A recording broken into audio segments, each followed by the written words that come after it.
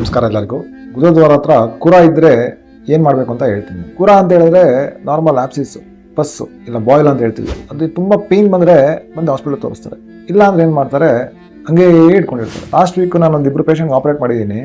ಅವರು 15 ವರ್ಷದಿಂದ ಇಟ್ಕೊಂಡಿದ್ದಾರೆ. ಸೊ ಈ ಥರ ಇಟ್ಕೊಬಾರ್ದು ದಯವಿಟ್ಟು. ಏನಕ್ಕೆ ಇಟ್ಕೊಬಾರ್ದು ಅಂತ ಹೇಳಿದ್ರೆ, ಈ ಥರ ಒಂದ್ಸಲ ಕ್ಯಾನ್ಸರ್ ಆಗುತ್ತೆ. ಗುದದ್ವಾರದಿಂದ ಏನಾದರೂ ಪಸ್ ಬರ್ತಾ ಇದ್ರೆ, ಡಿಸ್ಚಾರ್ಜ್ ಬರ್ತಾ ಇದ್ರೆ, ಏನಾದರೂ ಇನ್ನರ್ ವೇರ್ ಸ್ಟೇನ್ ಆಗ್ತಾ ಇದ್ರೆ, ಸೊ ಯಾವುದು ನೆಗ್ಲೆಕ್ಟ್ ಮಾಡುವಂಥ ವಿಷಯ ಅಲ್ಲ, ಯಾವುದು ವೆಯ್ಟ್ ಮಾಡುವಂಥ ವಿಷಯ ಅಲ್ಲ. ಸ್ಪೆಷಲಿಸ್ಟ್ ಡಾಕ್ಟರ್ ತೋರಿಸ್ಬೇಕು, ನಾರ್ಮಲ್ ಡಾಕ್ಟರ್ ಅಲ್ಲ. ನಾರ್ಮಲ್ ಡಾಕ್ಟರ್ ತೋರಿಸಿದ್ರೆ ಅದಕ್ಕೆ ಆಂಟಿಬಯೋಟಿಕ್ ಬರ್ಕೊಡ್ತಾರೆ. ಅದಕ್ಕೆ ಸ್ಕ್ಯಾನ್ ಮಾಡಿಸ್ಬೇಕು. ಸ್ಕ್ಯಾನ್ ಮಾಡಿಸಿದಾಗ ಏನಂತ ಗೊತ್ತಾಗುತ್ತೆ, ಅದು ಫಿಸ್ಚುಲಾನ ಇಲ್ಲ ಬರೀ ಪಸ್ಸಾ ಇಲ್ಲ ಬೇರೆ ಏನಾದರೂ ಇದೆ ಅಂತ ಗೊತ್ತಾಗುತ್ತೆ. 99% ಅದು ಫಿಸ್ಚುಲ್ ಆಗಿರುತ್ತೆ. ಫಿಸ್ಚುಲ್ ಆದ್ರೆ ಏನು, ಅದು ಮೋಷನ್ ಹೋಗಿ ಕನೆಕ್ಟ್ ಇರುತ್ತೆ. ಸೊ ಇದಕ್ಕೆ ಖಂಡಿತ ಆಂಟಿಬಯೋಟಿಕ್ ಅಲ್ಲಿ ವಾಸಿ ಆಗಲ್ಲ, ಇಂಜೆಕ್ಷನ್ ಅಲ್ಲಿ ವಾಸಿ ಆಗಲ್ಲ, ಇಲ್ಲ ವೆಯ್ಟ್ ಮಾಡಿದ್ರು ವಾಸಿ ಆಗಲ್ಲ.